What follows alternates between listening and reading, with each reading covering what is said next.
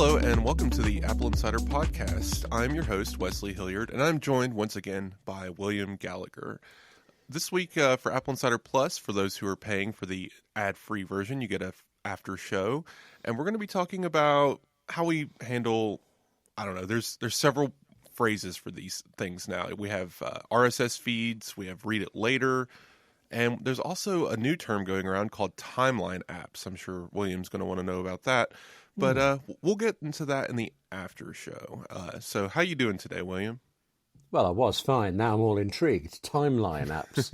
That sounds like a Final Cut Pro editing technique. I'm in. Okay, other than that, very good, thank you. And I trust you are too? Yeah, everything's going well here. Still doing my workout thing, so that's been fun. Closing some rings. Trying to be somewhat healthy as a human being, and enjoying some of this weird spring weather we've been having. It's been raining these last couple of days, but man, it was almost 70 degrees here last weekend. Right. I never know. Okay, just from context, I take it that's good. Right. I can't translate. Short term, good. Global health terms, maybe not so good. But, we'll take what we can get. Okay. So, speaking of things happening around the world, I'm sure you tuned into the Super Bowl, of course. Yes, a sports event. I'm there. Yes. I don't even know who did the good thing, the show in the middle. That's the only reason anybody tunes in, isn't it? And I can't remember who that was. Can you name? It was controversy, but yeah. Can you name one team that played the Super Bowl? No. So we had the Kansas City Chiefs. Oh, the Eagles. No? Ooh, yes, Philadelphia You said something Eagles. about that, and you didn't mean the Californian rock band. So, I remembered for an entire week the Eagles. Right. But I don't know who won. Quiz. Yeah. What state does the Kansas City Chiefs play for? Is this a trick, like the way the Dodgers moved from New York to LA? Or is that football? Trick. Okay. Then I don't know. I do know why the Dodgers are called the Dodgers, but that's another story. Where are they from? The Kansas City? Missouri. Yeah, Kansas City, Missouri. If that confuses a lot of Americans too, it's okay. It was an interesting Super Bowl. I enjoyed the show. The ratings, I've seen a couple of different numbers. It's somewhere between 127 million and 133 million viewers. Wow. Now, why is this important? Well, the highest viewed broadcast ever was the moon landing. But the thing is with the moon landing is we don't know how many people actually watched it. The range is between 125 million and 150 million. And then every single one after that, starting at about 122 million, is a Super Bowl in the top 10. So just going down the list, it's Super Bowl, Super Bowl, Super Bowl, Super Bowl. Well, this one might have actually outperformed the moon landing. Isn't that incredible? Hang on a second. That's got to be US-only figures, because didn't Live Aid in the 80s reach 1 billion people worldwide? Good question. I'm not sure about that.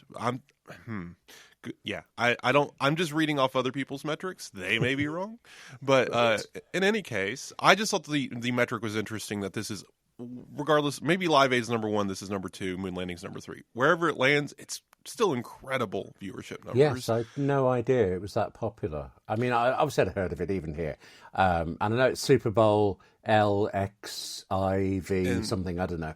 And I'm aware of it to that extent, and I imagine it's shown here somewhere, but I had no concept that it was that many people watching. That's the most popular use of Roman numerals in modern times. I think it's the only reason that number system still exists. But I'm joking. But the interesting. So worst commercials I've ever seen at a Super Bowl. A lot of AI slop. Pretty terrible nonsense. Oh, really? Yeah, there's hardly one I could even point out that was good. I really like the Nike commercial. I recommend people go check that one out. But otherwise, nothing really stands out. Just kind of lame, which is kind of sad because I tune in for the commercials because the Super Bowl ads are usually kind of fun.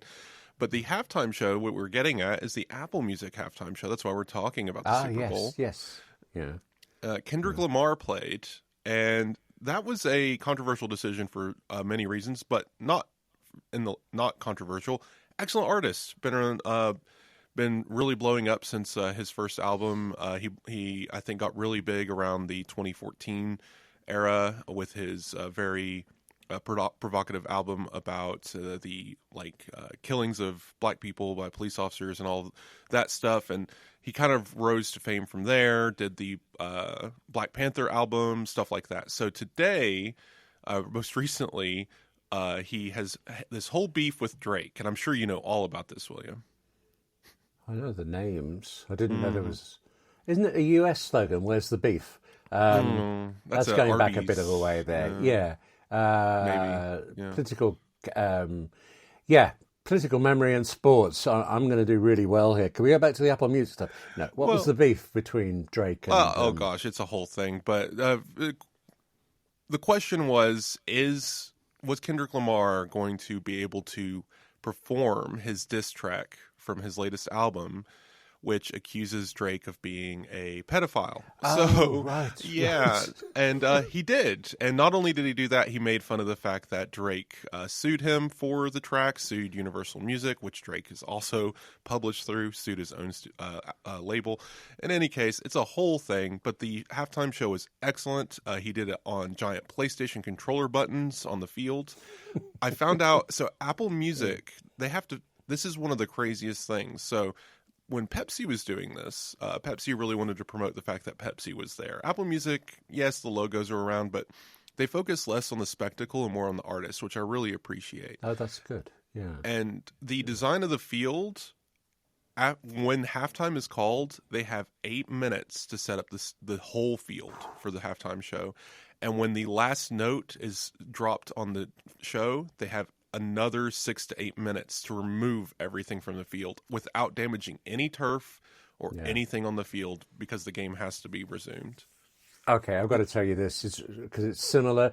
You have Dancing with the Stars there. The British equivalent, the original, is Strictly Come Dancing. And although the production team would never actually say this, secretly they think America has it easy because you have all these ad breaks in which to strike the set in between each dance, and they don't in the UK. But then Dancing with the Stars, I don't know if it's still there, but it moved to Disney for a while streaming, and there were no ad breaks, and the crew had to rethink how to get all the stuff, all the props on and off. So just mildly exciting times for them, but it's deeply impressive seeing anything like that done. Yeah, it was a good halftime show, and it had a lot of interesting, let's say, a theme around it, because not only was this halftime show significant, it was one of the first viewed by a sitting president. The president never goes to the Super Bowl, and the president was at this one. And the entire halftime show was themed around the downfall of the American game. Right. I don't know if anyone caught that, but that's what the game over at the end was basically implying that America had lost. And Kendrick Lamar stood in the middle of a divided American flag, and all of the people on the field were black Americans. And at one point, they laid on the ground as if they were dead bodies shot by police. So very striking imagery for a Super Bowl hosted by Apple Music, and just a lot of significant details here. Good thing is you can go to Apple Music and watch the whole thing again, and you can listen to the track in spatial audio much better than the broadcast through cable version. So definitely go check that out.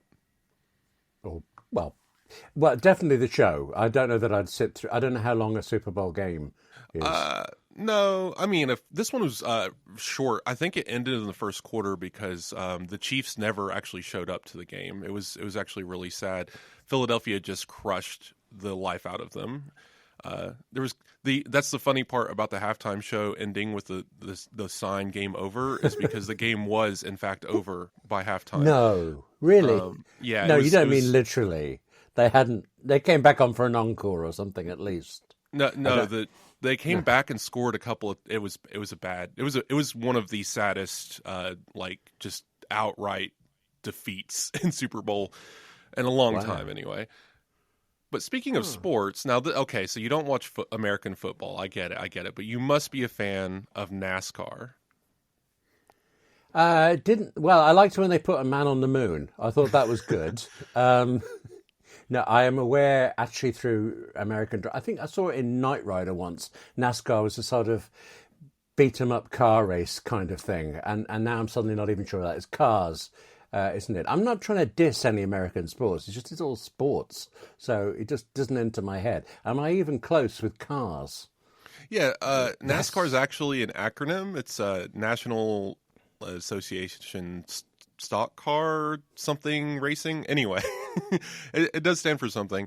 I grew up watching NASCAR. I knew to like Dale Earnhardt and hate Jeff Gordon. That was all that was important at the time. Okay. In my case, I think I sort of scaled down NASCAR on a TV budget and all these battered cars and kit coming through completely unscathed. So, we had formative experiences, of course, that were very different. Yeah, I've been to one NASCAR night race at the Bristol Motor Speedway because Bristol is where I grew up. So we have a Bristol in Tennessee, not in the UK. Not the one we've got here. Oh, right. No. But anyway, NASCAR has been added to the Apple Sports app. So NASCAR fans rejoice. That'll be interesting to see, I guess, how they'll use that data. I feel like NASCAR, of all things, would do well with a live activity because not much really happens for about 500 laps. And then that last lap's really exciting. Right. It's one of those sports that sounds to me like it must be better watched on TV because if you're there, it's just, they've gone by. Okay, and honestly, a few minutes later, okay. It's hard. This is weird for me. Like for me, I enjoy baseball in person. I enjoy NASCAR in person, but on television, yeah, NASCAR is almost worthless unless there's a wreck happening, and then you go and tune into the wreck and the replays. And then you just wait for the ending and see who wins. That's just for whatever reason when you're there, eating the food and just being part of the crowd, that's fun. But on television, it's more of you're not really watching it. You're having conversations or maybe hanging out or whatever. And anyway, this is enough of sports. Yes, Apple did touch on some sports, so fun. We got to cover that. But now we're moving into mysterious news. Well, okay, maybe not so mysterious because as we record, someone at the top of Apple is leaking information to the public through posts on social media. Are you aware of this? Shameful, isn't it? I should be fired for that. I mean, No, Tim Cook himself, very odd, said to expect news on Wednesday the 19th. Now, I know he didn't say it's an iPhone, but it's an iPhone SE. So we are finally getting February 19th, the iPhone SE 4 that we've been anticipating for a while.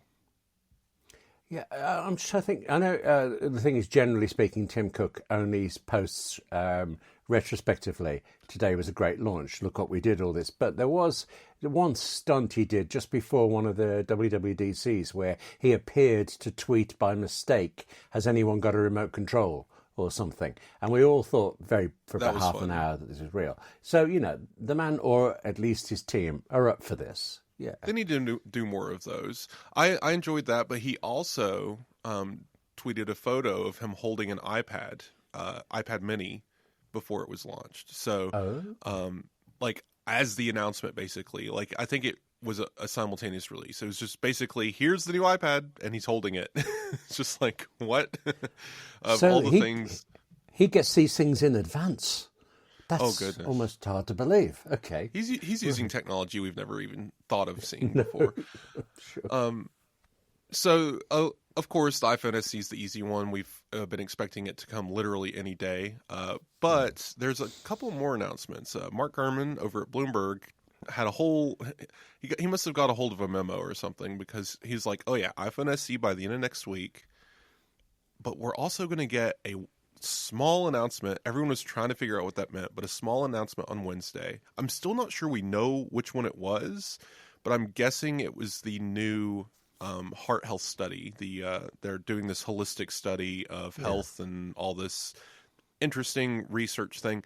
Cool. I don't know why that needed to be teased, but I guess Mark Gurman having the information was enough to make him want to say it. There's also secret briefings for the Vision Pro that no one knows what it's going to be. That's going to be held as you listen today, Friday. And even so, it's a briefing, so not necessarily going to be public anyway. So that's not an announcement from Apple unless the information they're sharing on Friday is also released on Friday, which, who knows, sometimes that's the case.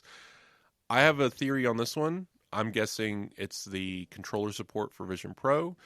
It could just be a new media collaboration or a new game coming. Who knows? But we'll see. Well, one thing I kept hearing was that all it would be is Apple saying you can now buy Apple Vision Pro through these various third-party resellers, and that's possible. Backing that up, there was this the quiet release of an app to do with an iPhone app that helps you test your measurements for, I don't know, eyes and headbands and things.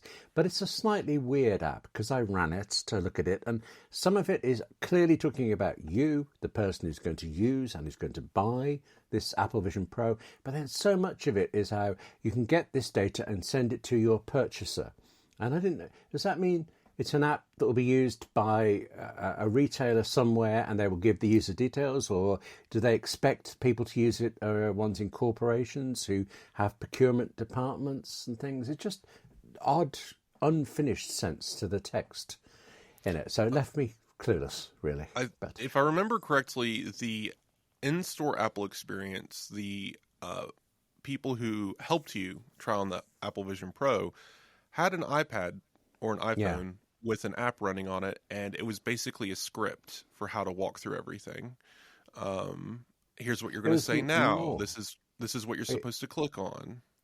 It also showed them on the screen like a 2D version of what the user was seeing. Yes. Because I saw that in the brief use I had of it, and I was quite impressed with what they had. But I hadn't appreciated that it was that much of a script.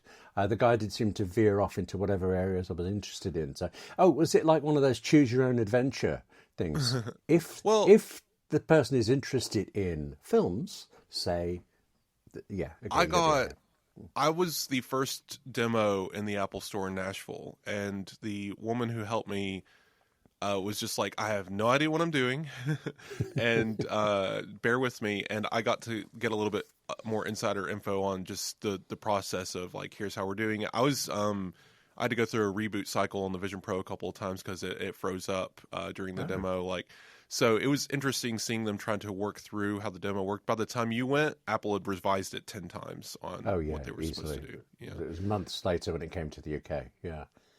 And of course, the final tidbit was M4 MacBook Air sometime within the coming weeks, which is another, we knew that.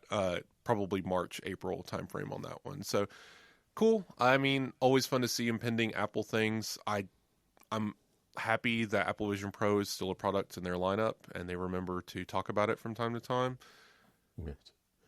Just the latest thing I heard about the iPhone SE 4 is that it might have an action button on it. So Face ID, action button. It's sounding really good. And previously, I've been quite impressed by the SE until I got one, and then just slowly found I didn't like it. Like I've got an iPhone SE 3 somewhere in the house, like a backup spare, but not likable. It's a really weird situation where even so, the iPhone SE is normally supposed to be just a budget upgrade, budget price. Go for it. If you need a new iPhone, that you're working on the iPhone 6 and you need something new, you get the iPhone SE 3. This is more of a, hey, if you have the iPhone 15, there's stuff on the SE you can't do. And that's interesting to me. I wouldn't say 15 users are going to be quick to upgrade, but people as early as the 14, which isn't that old, would benefit from upgrading to the SE, if only because you get the 48 megapixel main sensor camera, Apple Intelligence, and the A18 processor. We don't know these specs yet, but this is what's rumored. If this is everything that's actually coming to it, USB-C, right? Because iPhone 14 users would still be on Lightning. Jumping from 14 to SE for $450 is sounding better and better, especially with trade-in deals. I believe my mom has iPhone 13. She just hasn't had a need to upgrade in a while. Yeah. I think we're gonna trade it in, and it's gonna get us like half off of the iPhone SE because we checked the trade-in prices the other day. So, pretty incredible upgrade here for a lot of people. It does slightly tilted the product line, doesn't it? I remember thinking, particularly with the iPad Pro and the iPad Air, when they brought out the larger screen version of the Air, that would kind of cannibalize iPad Pro's sales, because all I really want is the larger screen. If Apple's generally very good at keeping things separate, so you know why you're buying one instead of another, other than the price. And just every now and again, it feels like they blur a little, and this is one of those times. The reason why Apple would do iPhone SE 4 and these other phones, right? So why buy iPhone SE 4? Why buy iPhone 16 if this other device exists? So it's a ladder. It's just like every other product in its lineup. It's the MacBooks, the iPads. They are edging very close, but they are still distinct. The SE 4 is going to have a notch. It's going to have one camera, and it's going to, probably be missing a processor core or something. All right. Right. So then you have the base model iPhone 16. You have the second camera, which enables things like wide angle, ultra wide pictures, or macro pictures, which I believe was introduced with the iPhone 16 baseline. Because Pro models have been able to do macro for a little bit, but not the regular phones for a while. But now they can. And then you have Dynamic Island on the front, which is a feature all of its own. And then probably, like I said, that processor core and maybe some better gaming something. We'll see how Apple pitches it. But then, of course, from there you go up to Plus, Pro, and all of that. So there's still a ladder here. Maybe not as distinct, but iPhone SE, if it's the phone for most people, I think Apple's okay with that. And this could be that moment we were thinking was going to happen with the 16, which the numbers point to small like what you'd call like an inflated cycle of demand for in locations where Apple Intelligence was available on iPhone 16. Apple sold more iPhone 16s, so Apple Intelligence apparently did help, but it wasn't a super cycle like we were expecting.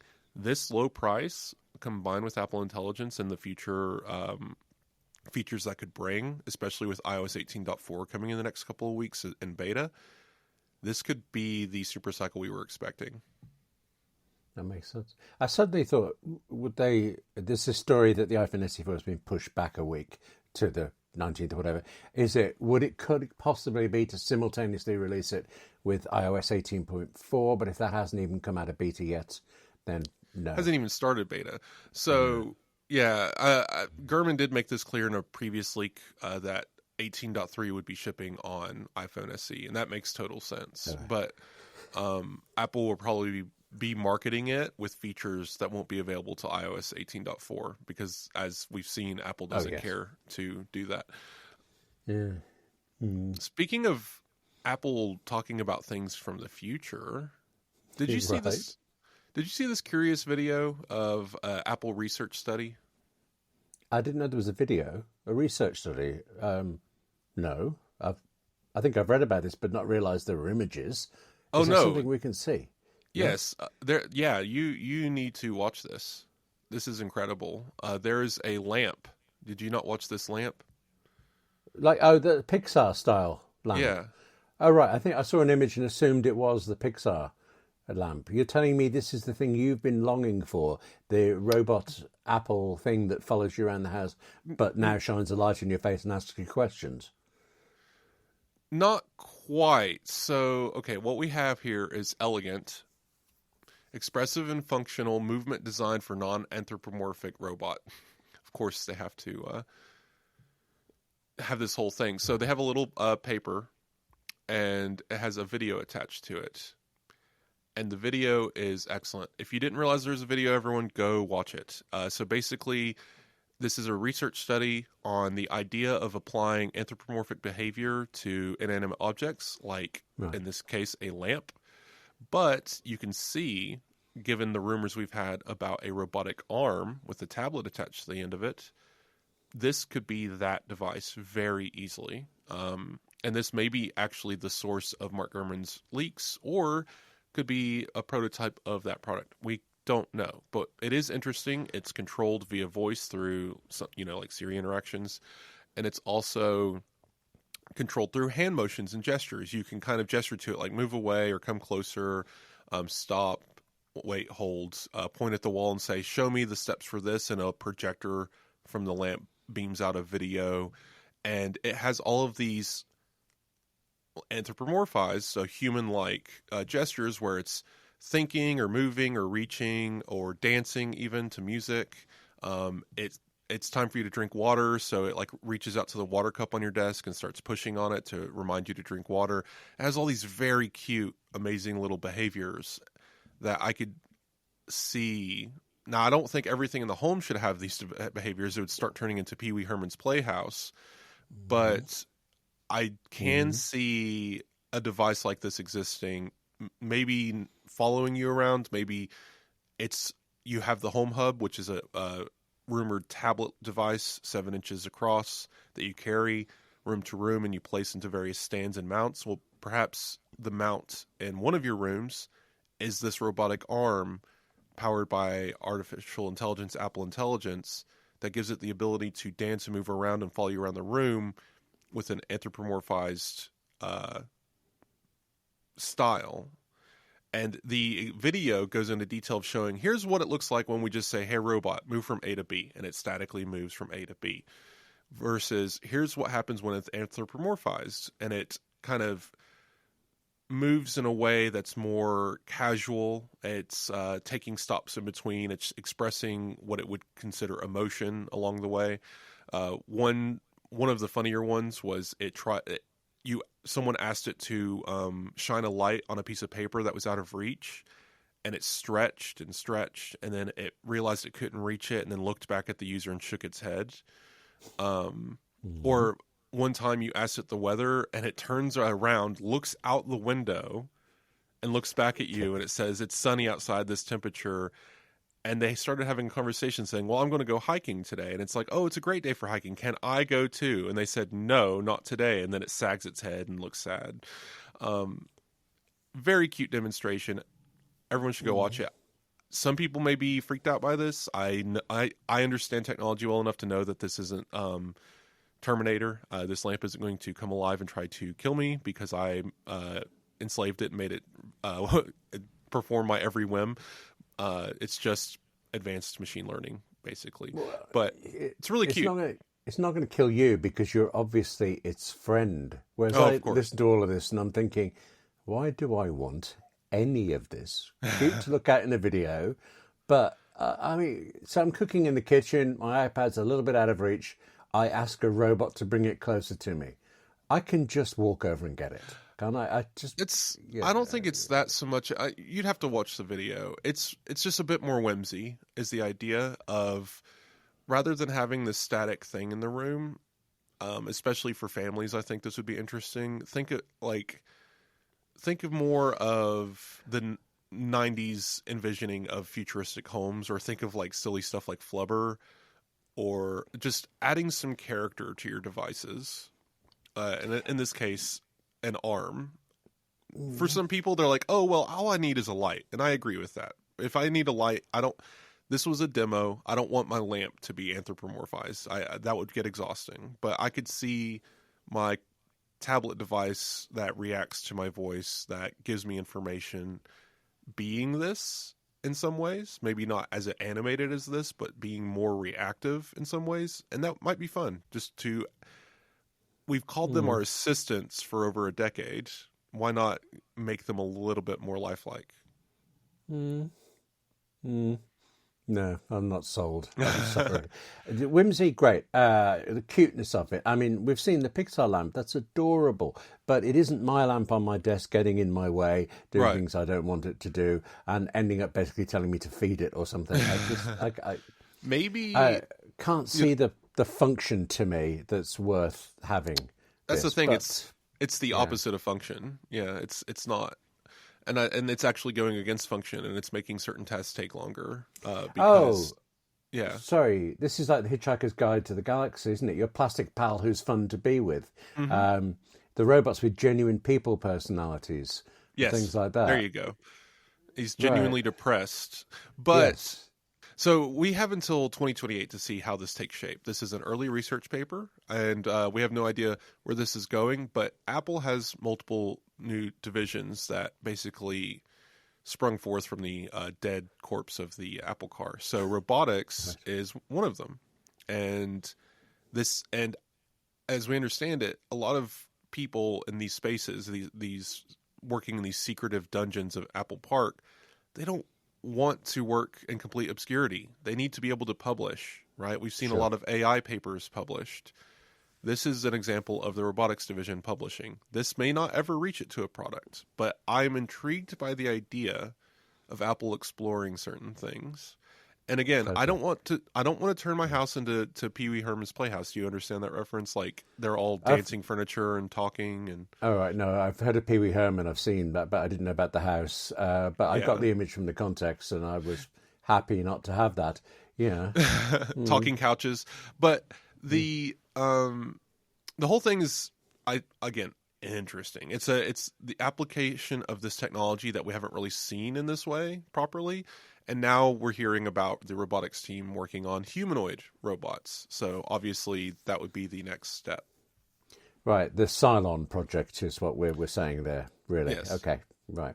2028 would be the earliest we would see any products from Apple Robotics, apparently. I don't know how I feel about that because we've heard rumors about this ARM for the Home Hub tablet. I expect that would come sooner, but maybe it wouldn't be considered a full quote-unquote robotic device. We'll see. I mean, they're obviously experimenting. Apple has all the money in the world. They can do whatever they want internally. But still, go check out the video. It's this cool little lamp. And I don't know. I'm into the idea of giving a little life to some of the things in my home.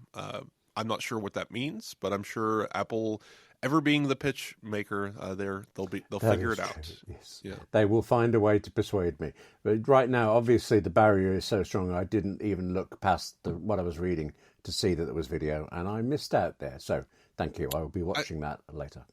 It's funny that. So we've seen companies like Tesla, I believe, and some of these other companies working on robots. It hadn't really occurred to me that the mesh between what we're calling AI and robotics being two sides of the same coin. Because in order for us to get to a humanoid robot like C-3PO that can walk around, you'd have to have very advanced computational abilities to control all of these different sensors that allowed it to stand upright. But to another point, there's no reason why a robot should have to be humanoid. In fact, that's the hardest way to build a robot. Humans are some of the most inefficiently designed creatures on Earth. It would be much better if we had a tiny trash can on some tank treads follow us around, and that thing would be indestructible. So I don't know.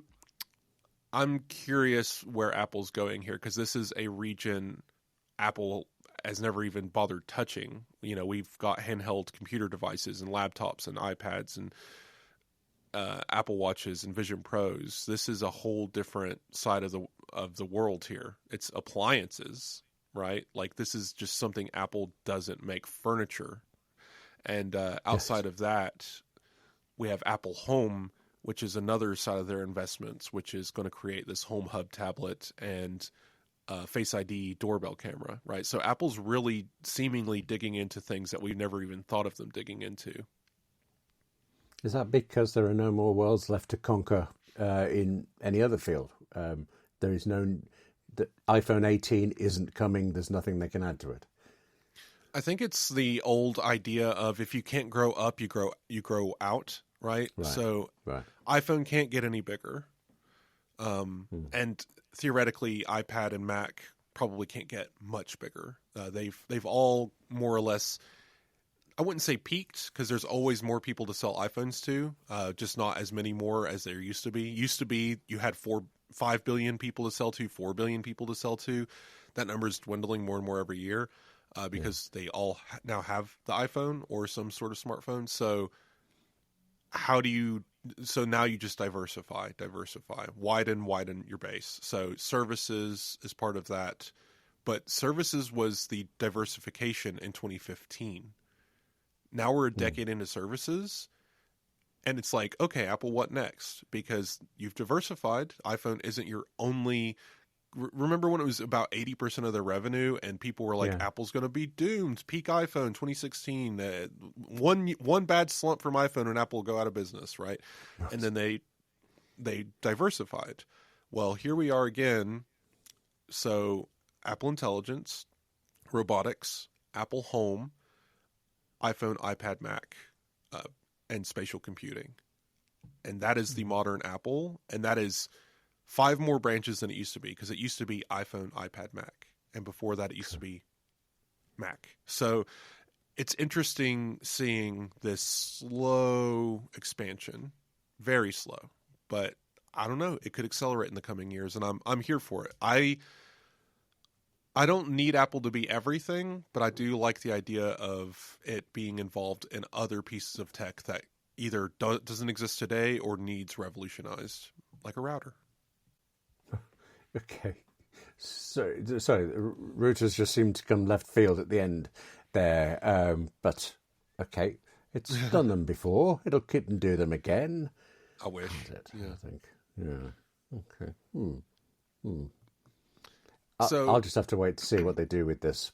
But I know you're going to buy one, so maybe next time you set up an Apple Invites thing, you can include me, and I'll come over and see it in action. Does that sound like a fair use of everybody's technology? Yeah. I was so ready for Apple Car that I was going to like sell parts of my body to science, and it never arrived. So now I guess I just need to prepare my finances for whatever nonsense $30,000 robotic arm Apple's going to release. Okay. I can't imagine how much anything robotic from Apple would cost. Astronomical. But speaking of purchasing things from Apple, this is really great news. Some of you will understand. The others will just be like, what are you talking about? But over the past few decades of Apple accounts, Apple IDs, various things, people have had needs to generate new ones or migrate to different accounts, or they had one account and it was a terrible email address and they created a separate account and then they split their purchases across them, and it became complicated. Mobile Me was a thing for a minute, and people jumped onto that and wanted a Me address, and it's just, there's people out there, especially people who've been an Apple a long time, with more than one Apple ID, and that's been a problem. Now it's less of a problem. Still not solved completely, but if you need to merge two same accounts, so if you're in the United States and you have 2 United States-based accounts with purchases across both of them, you can now retire one and put everything you've purchased from that retired account into the new account. And that's great. Every other use case, nope. You can't move from America to Japan and then move your American purchase to Japan. It's not how that works. I don't think that'll ever happen just because of licensing. But as of right now, if you have 2 in-country accounts, same region, same everything, you can merge them. And that's excellent. If you're in the US. Yes. Even 2 accounts in the UK or whatever, tough luck. It's only 2 US-based ones. No. It's excluding UK, EU, and India. They didn't. So it's outside of that. You should be okay. Okay, so that's getting personal now. I've been begging them to put these things together. Unfortunately, I have 2 accounts, one UK-based, one US-based, and I would so clearly like to put them back together into one, and yet, once again, I am denied this basic right. It has to be something to do with regulation, because that seems very specific. Your EU, UK, and India, I feel like those 3 have been singled out before. It's got to be a regulation related thing. So I'm sure it'll come to you eventually, just not right now. I just think my first thought was excitement, because it genuinely does cause a problem when you've got the 2. Second was, US only, but we'll get it eventually. And then the third thing, just now you pointed out that it's in country, so 2 US accounts or 2 wherever. Since one of mine is US and one of mine is UK, I wonder if I'll ever get the ability to put them together. It's curious because purchases in that respect, I think they have different IDs even.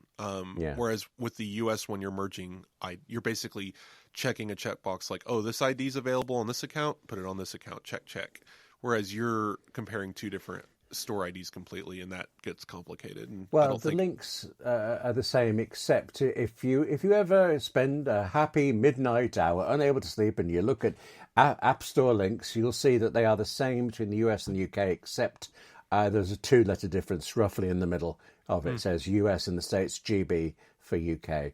Other than that, and actually, whichever country, and you can click any of those links and it resolves to your local country one, or at least it does between the US and the UK. So I suppose ultimately it's the same idea, but the path is different, and you're right about the rights has got to be different for it. So I had a brief moment of hope, but and I'm happy for everyone that can benefit from this, but I don't think I'll be one. And I recommend, if you're out there and you need to do this, maybe hold off. Make sure when you're doing this that you're not accidentally going to alienate yourself from an account, because if you start the process, it turns off the ability to use purchases from the account that you're transferring from. And then if it errors out in the middle of the transfer, you're in a limbo. Right.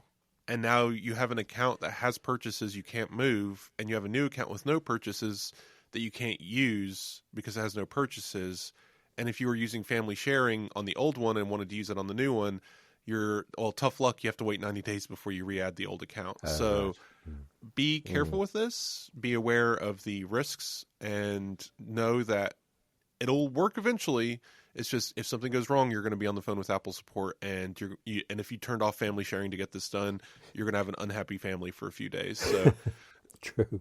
Try and figure that out. It's a step forward, isn't it? We've wanted this for a long time. We've got a little bit of it, or some people have. So it's a good thing. It's going to be better, probably. So Apple begrudgingly released a new Android app this week. Yes. I mean, to be fair, they did have an ad for it, and the marketing department obviously does not have the same feelings as the technology department, because in the ad they make the joke of, there's a scene, I believe, in Shrinking where he's like, hey, we're like Batman and Robin. And so, and the ad uses that language to allude to it's Apple and Android working together, and that's fun. But Apple TV is now on Android. You can now watch Apple TV Plus on your Android phone and tablet. So cool. That's a big finally. Should have been there in 2019. So yes. Yeah. There's a lot of great content out there, and I think Apple's silly to limit them in any way. This is one of those things where we're getting to the point where the benefits of the platform are enough that allowing the features of the platform to exist outside of it is fine. So, for example, I can't get an iPhone that runs Android. I can't get an iPhone and the privacy promises and the technology, the encryption, like all of the things that come with using an iPhone or an Apple product is tied to the Apple ecosystem. But that doesn't mean that I shouldn't be able to buy an Android e-ink display reader and install Apple Books, right? Right. Like that's what I'm getting at. Like, just because Apple TV is available on Android doesn't mean that the value of the Apple ecosystem has gone away. Now, I wouldn't say it's hard to make the same argument for iMessage. It would be interesting if Apple could find a way to put iMessage on Android, and I wonder if that would unify everything and make everyone forget about RCS. But would that benefit Apple? And again, I think that puts Apple into the jeopardy of having to regulate a social media platform, which they don't want to do. As long as iMessage is exclusive to iPhone, it's not a social media platform, it's a feature, so it's just different things. All tangents aside, Apple TV on Android. More like this, please, yes. I think so. I just, you made me pause there for a second about the idea of message on Android. This isn't an Android message story. Since RCS support came in, our messages have been saying, in certain circumstances, this is an RCS message. And I had to explain at actually a shockingly long length to somebody why her iPhone was suddenly saying RCS over this. She thought she'd installed something or whatever, because nothing tells you it. It just goes, there you are, like you're supposed to know. So, yeah, the messages on both platforms would just leave that, destroy it. That'd be good. Yeah, I do wonder, like, I've made arguments in the past why iMessage needs to stay on iPhone, and I still feel that way. Like, Apple has no obligation to save Android's messaging crisis, which is still bad. But looking at this, I just kind of like how EU and competition and, allowing emulators. I wonder what Apple's worried about when it comes to enabling these kinds of technologies. Maybe it's because, and this is my guess, Android is unpredictable and it's available on so many different kinds of devices. I believe there's something like 500 different OEMs on Android and thousands of different devices you can buy, all with different technology stacks, all with different protocols and encryption and all this stuff.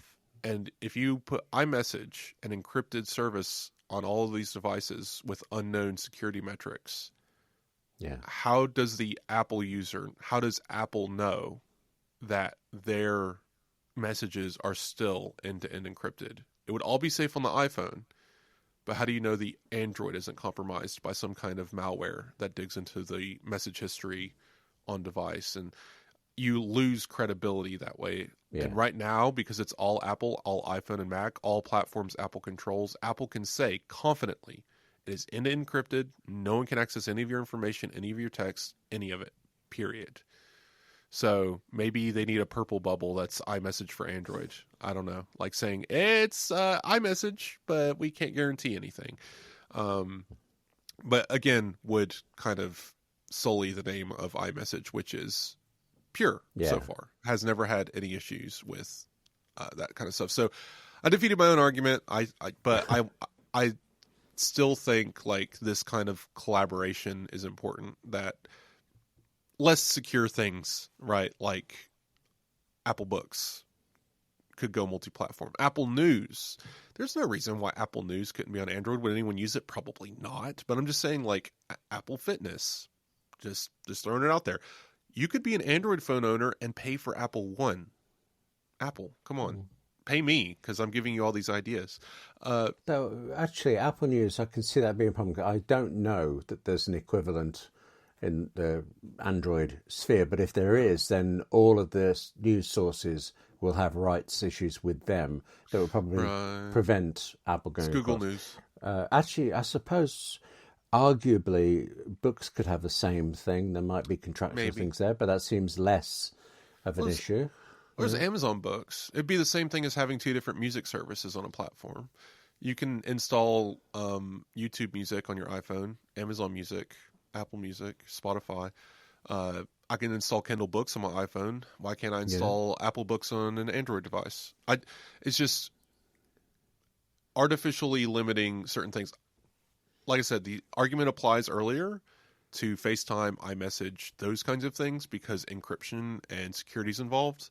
But get away from that. And when we're talking about just media, so music, movies, TV shows, those kinds of things, books, media, news, that kind of, Apple could go multi-platform and make more money and probably save some face in the process, saying, hey, look how multi-platform and enabling we are of our users. Oh, you're afraid of leaving iPhone because you bought 107,000 books? Well, take it to your Android device, right? So anyway. Yeah, I think that was the point there. Let's not make it easy for people to leave iPhone to go to Android. I mean, there are limits. Well, that gets back to my earlier point of competing on the merit of the platform. iPhone, I still think, even if you could get all these apps on Android, there are still benefits to owning an iPhone. Yes. The end-to-end encryption argument around iMessage and FaceTime alone, but not to mention security. Face ID, still pretty much undefeatable. One of the strongest platforms for security on a mobile device that you can get. Hand over your phone to, pre-unlock. You do that reset shutdown where you press the button 5 times. Good luck, right? It's just a known entity that iPhone has these ecosystem abilities that Android just is not competing on the same level with. And that beyond security, the interoperability, the ecosystem, all of it. And that, as long as that stands and consumers can understand that, and that's an education issue that Apple needs to continue to work on. But as long as consumers understand what they're getting out of an iPhone and other Apple products, there's no reason why they can't allow the Android people who decided not to use Apple products to access Apple services. That's all I'm saying.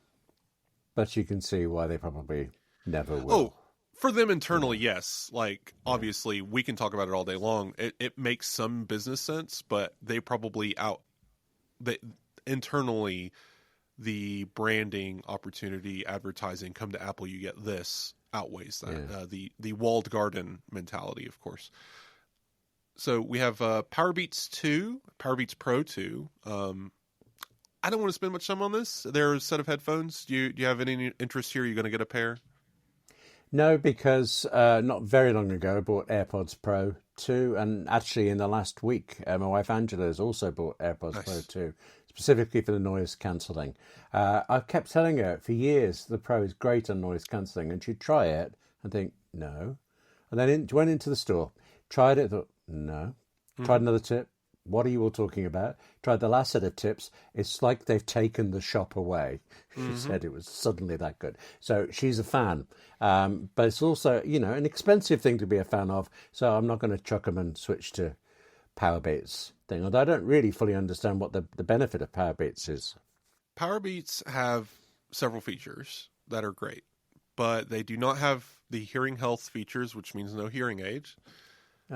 And they have a heart rate reader, but if you have an Apple Watch, it's rendered moot because the Apple Watch is the preferred heart rate detection.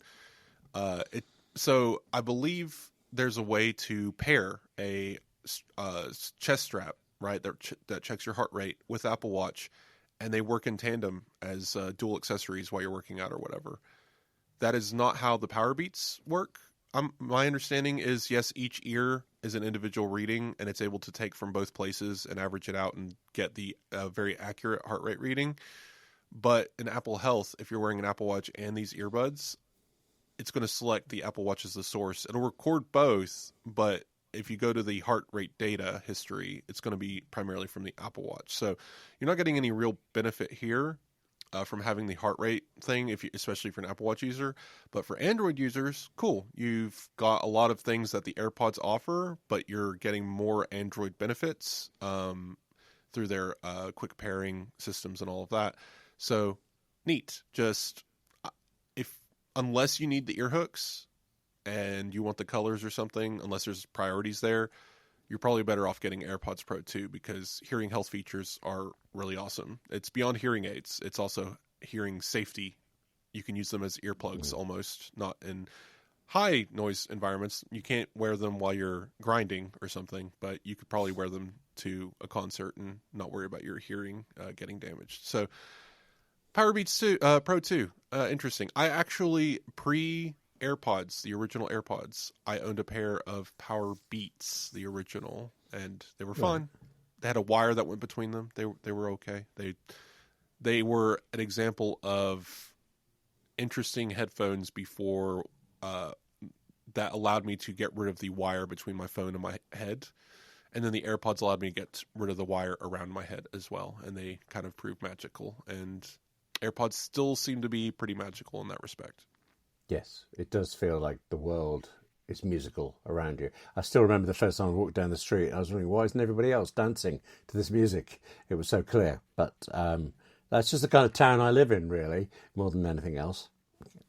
A couple more things to touch on. Pixelmator acknowledged that they're owned by Apple. That acquisition is complete. So I expect WWDC, we might see something about that. So cool, just in time. This is when they're planning the WWDC. This iOS 19 was probably set in stone around December, so that's all done. But as far as these apps go, at least we know legally they are Apple's, and they'll probably have something during the event or after the event. So that would be that's cool. I'm excited for that. I actually hadn't thought of that. I'm a Pixelmator fan. And I'm even writing on AppleInsider comparing, quite obsessive detail, the purchase of Pixelmator compared to the purchase of Deep Sky or Primephonic that became Apple Music Classical and things. And compared to them, Apple hasn't been making any moves to change anything. This week, all of the Pixelmator apps were updated, and the only update was that they got a new splash screen saying, "We belong to Apple." But even the developer label, it still says Pixelmator for it. So I'm hopeful that it will carry on as it is and just get better rather than, be dark skied away. I expect it'll be more like workflow and be its own separate team and continue to be its own separate app. Well, it became shortcuts, but I think it needs to become one umbrella. There's too many, you do not, you can have, let me say, you can have Pixelmator, Pixelmator Photo, and Pixelmator Pro. It's and fine. Photomator, but there's no reason to have all three of those. You can perform the Photomator, basically the LUT edits, the saturation, light, like remove object edits. You can do that in a pixel editor like Pixelmator.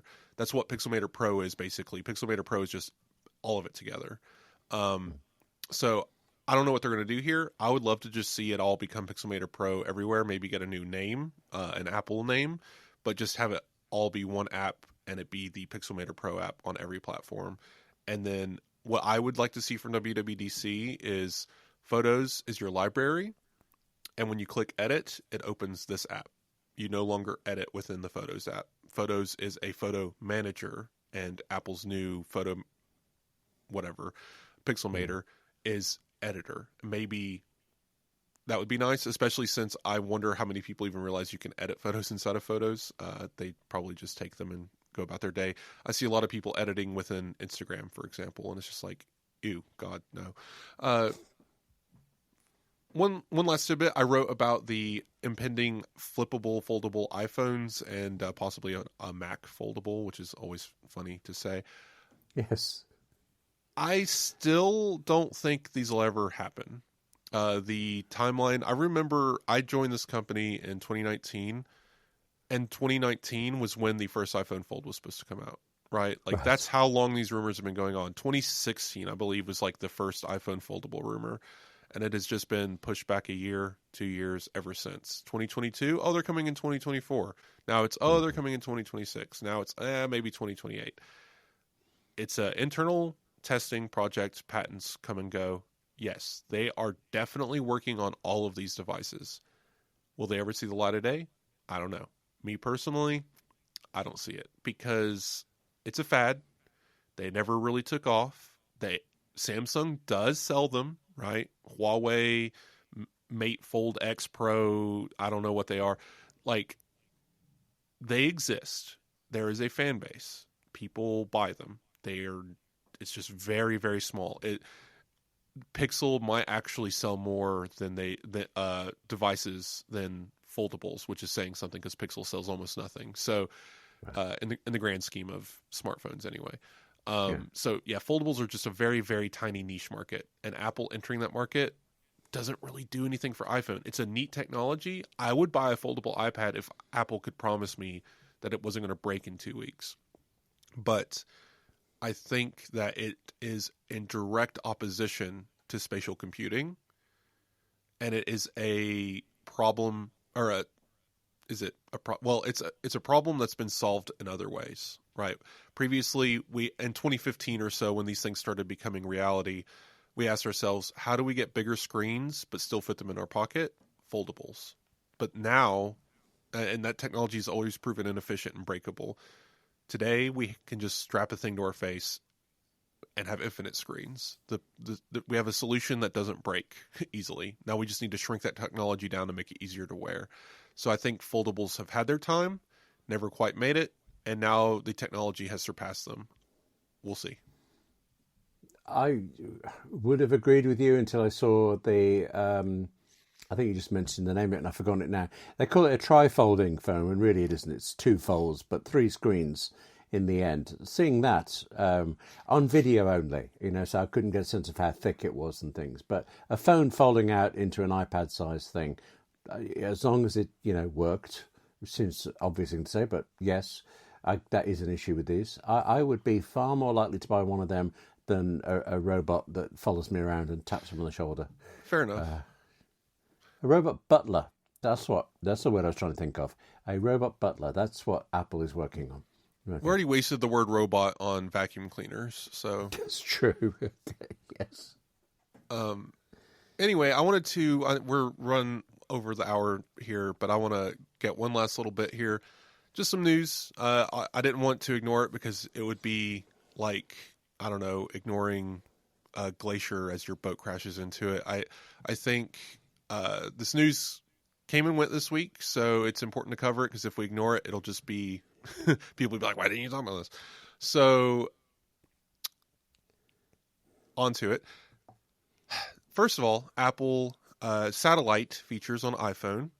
They've existed for a couple of years now. I believe iPhone 14 allows you to allows you to connect to a satellite for different features. The newer the model, the better the features. Now you can do texting and even share photos over satellite with emergency services. And Apple partnered with Global Star, I believe, and it's always only been available in North America. And if you start, the further north you get, the worse it is.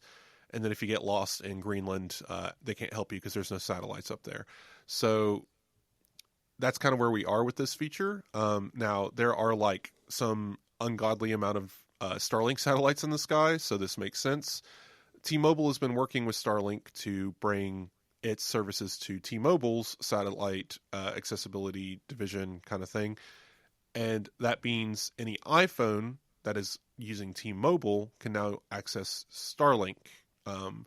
It's an optional toggle. I believe even if you're not a T-Mobile customer, you gain access kind of like because it's a 911 call. It's an emergency call. So even though it's sponsored by T-Mobile, you don't have to be a T-Mobile user. You're still able to access the satellites via T-Mobile.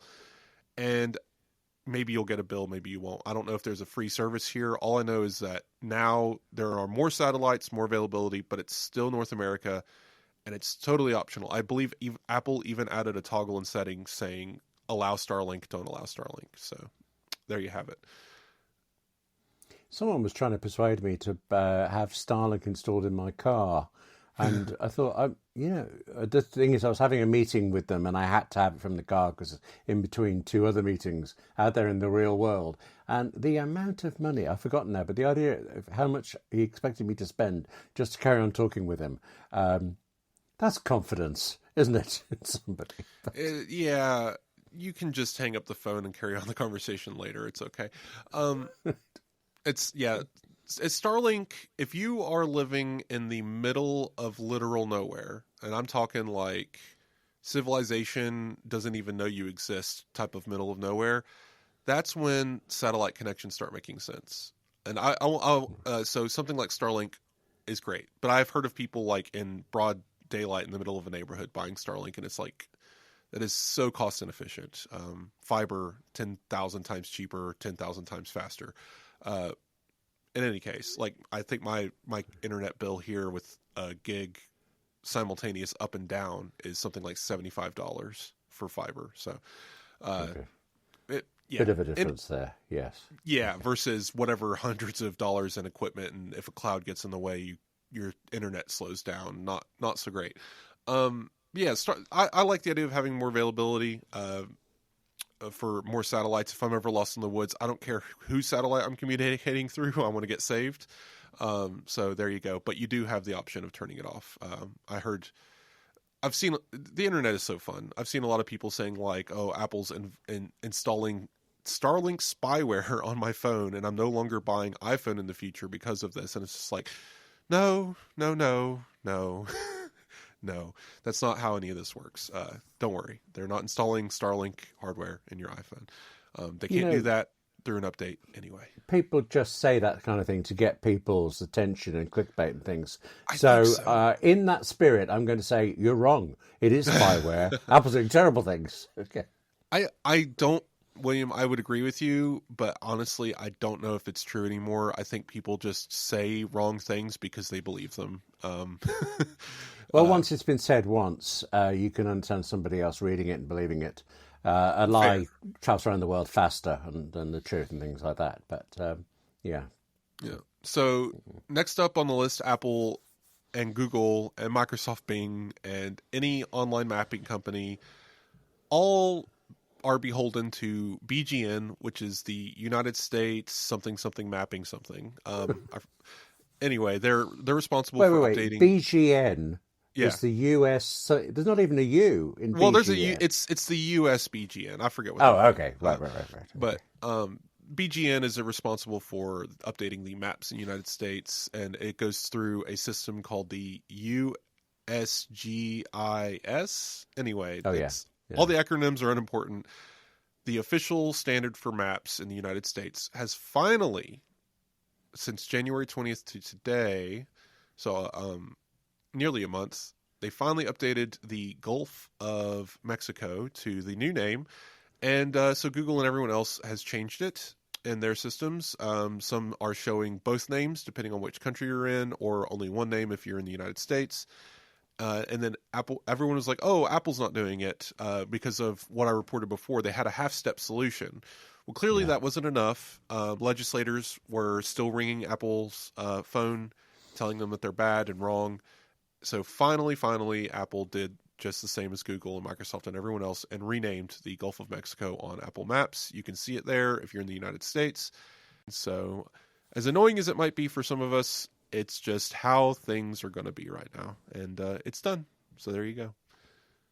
And one last thing, Apple, this falls in the same vein, kind of the I don't think they have a choice vein. Apple has resumed advertising on X. By that, we mean we found one ad on X from Apple. And funny enough, it's about privacy, which is the opposite of helping X, because the more privacy Apple users have, the less money X makes from ads. So kind of a funny twist of fate there. But in any case, Apple is at the very least testing out ads on X. We don't know if it's a permanent change or if they're going to continue doing this. Tim Cook and executives are still active there, obviously. I mean, that's where Tim Cook posted about the iPhone SE coming next week. So, like, this is the kind of stuff we have to deal with when administrations change, rules change, expectations change. And maybe for the next 4 years, Apple doing these very small things that really don't affect users. It doesn't. It's not great from a moral standpoint. It's not great from other standpoints, but it doesn't really affect the grand scheme of things.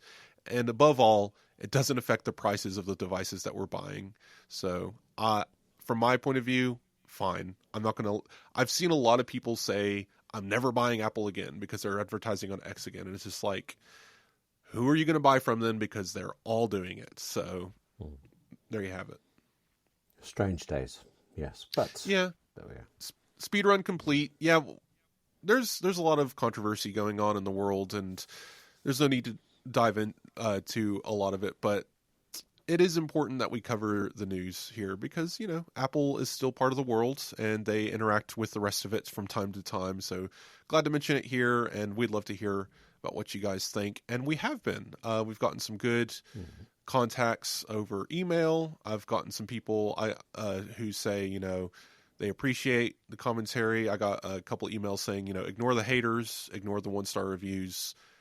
You guys are doing great. So I really appreciate that. It's always good to hear from the people who actually enjoy the show and enjoy what we have to say. And we got a 5-star review this week from Nicole, and they said that we're great hosts and we break down up-to-date Apple rumors. It says our analysis is informed and detailed, and we weave social and culture commentary appropriately as it relates to the topic. They've been listening for years. They subscribe to the bonus content, and they appreciate all of those things and the breakdowns that we add as well. So they thank us for everything we do, and we appreciate the kind review as well. Thanks for listening, and hope you enjoy the show. Thank you, Nicole. But also, Nicole says subscribe, so that's AppleInsider Plus. We're going to have to smarten up. Now we know Nicole's watching, really, aren't we? Or listening, rather. Of course. Put on our best show. But if you guys want to hear the bonus episode, bonus portion of the show, it's included with the premium content. Apple Insider Plus, subscribe, get no ads in the main show, get the Apple Insider Plus edition. We appreciate you guys doing that. As always, you can listen for free, as you probably are now. It's totally fine. Either way, we're glad that you're here. And William, how can people find you on the internet? Well, actually, in the last week, I've been starting to play again with Instagram. But still, William at AppleInsider.com, email remains the best. And also my YouTube channel, 58 Keys. That's buzzing away with loads of things going on there. So 3 ways to get me. Beat that. How many ways can people how many ways can people reach you? Well, I'm weirdly enough, I've just not been too active social lately. Busy social life in real life, so haven't really been on the computer side of things. But you can still always reach me on Blue Sky. I'm active there as I can be. Mastodon is still active and available, so if you message me there, I'll see it. I'll respond to it. And of course, you can always email me, wes@appleinsider.com. You can find my email at the top of any article I've written. Same goes for William. Just click that email button to hit send and say hello. Always happy to hear from the listeners. And of course, you can always leave a review on the Apple Podcast app or your podcast app of choice. Always happy to read those. We enjoy the critiques. We enjoy the kind compliments about the show. And we're always happy to hear suggestions as well for topics, for Apple Insider Plus topics, if you want to send us those. If you leave reviews on Apple Podcasts, as long as it pertains to the show and not our personal character, we will try to read them on the show and give you guys a shout out. So once again, thanks for listening. And if you guys are premium subscribers, stick around. We're about to get to Apple Insider Plus. And for everyone else, we will talk next week.